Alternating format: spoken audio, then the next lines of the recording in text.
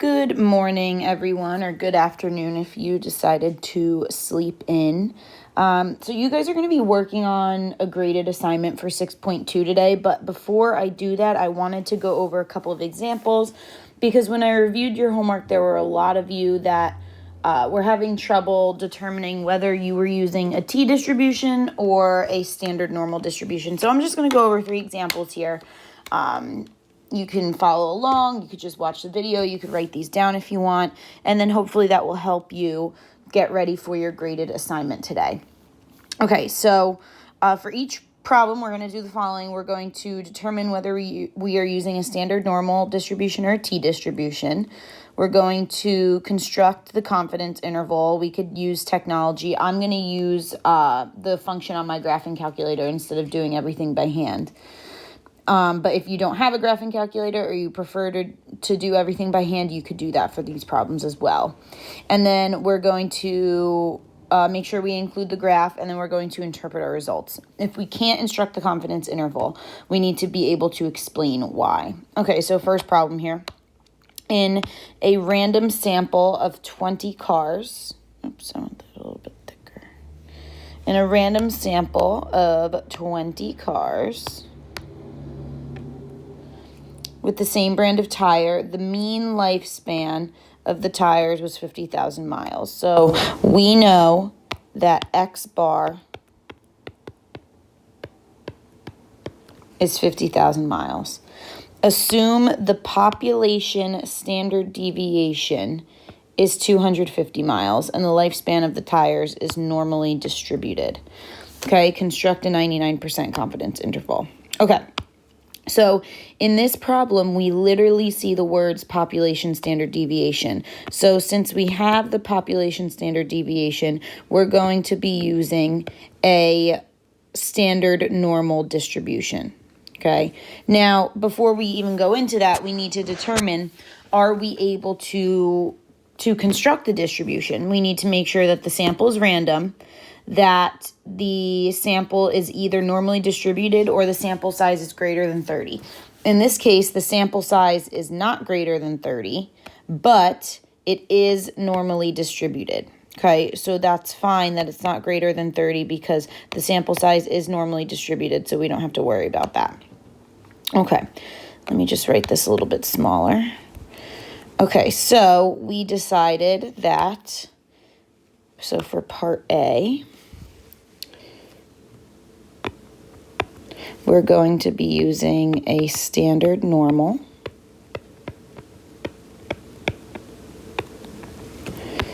And now we're going to construct it. So we have X bar is 50,000, sigma is 250, and our N is 20. Okay, so again, I'm just going to go and type this in on my calculator. It might take me a minute, so bear with me. So just to review the calculator functions, you click the stat button. We go over to tests, and we're highlighting Z interval. You want to make sure stats is highlighted because we have stats, not data. I'm going to enter my population standard deviation first, and then it asks for the mean. Then it asks for the number, and our C level, we are constructing a 99% confidence interval.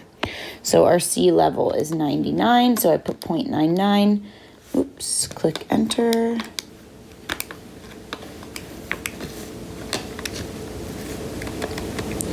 And it gives us 49,856 to 5144. Okay, but we need to actually construct this interval. And a lot of you guys forgot to do this part on your homework assignment. All right, so let's go.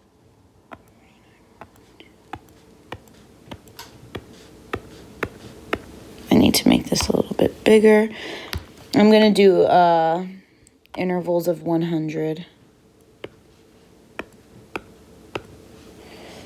All right, so we have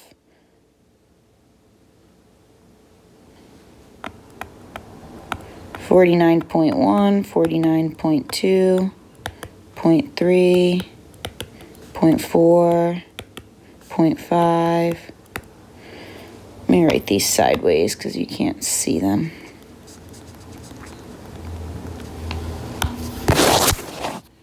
All right, so 49, and these are in thousands. It's not 49.1, it's 49.1 thousand, which is 49,100. I just can't write that all out because I don't have enough room, so I'm shortening it. Oops.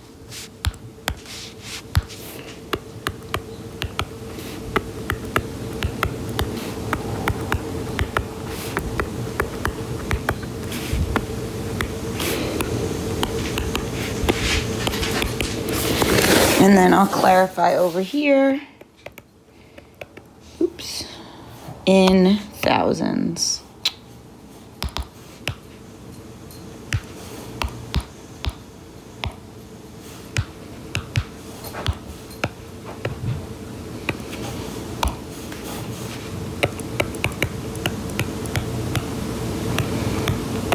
All right, so I put a point on my mean, which is 50,000.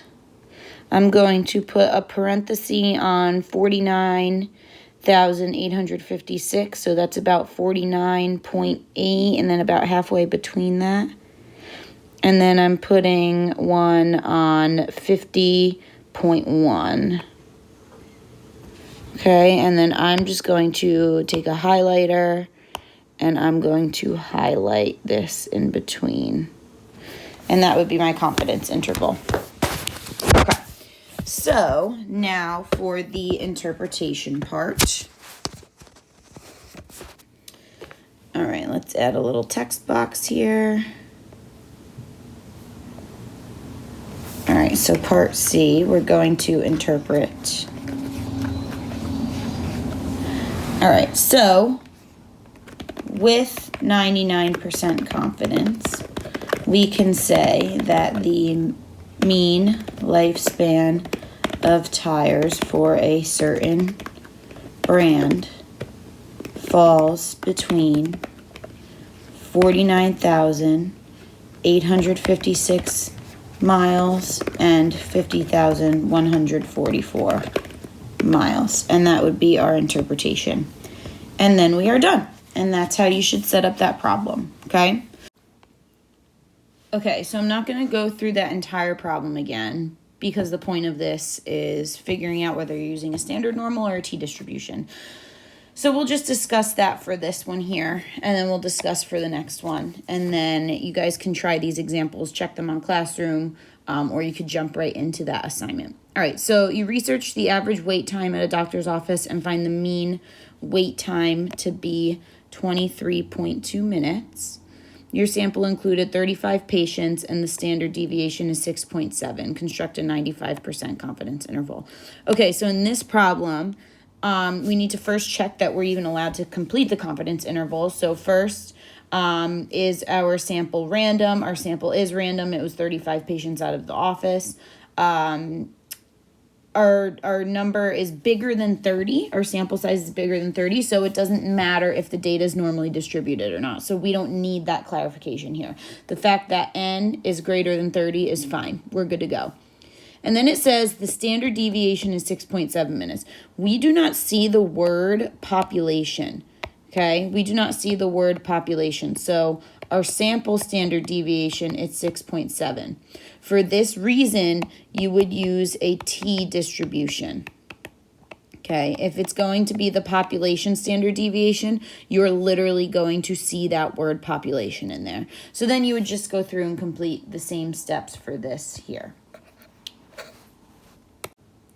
And finally, in our last problem, we have a sample size. We have a sample size of 28 students.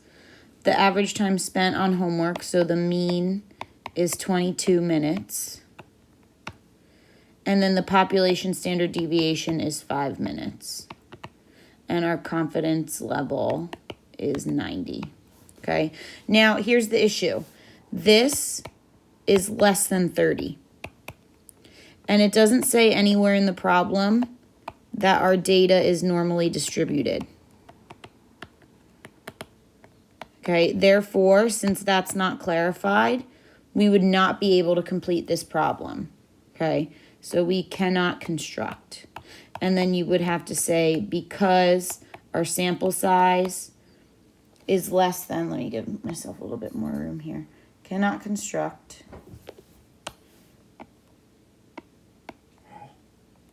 sample size n is less than 30, and we do not know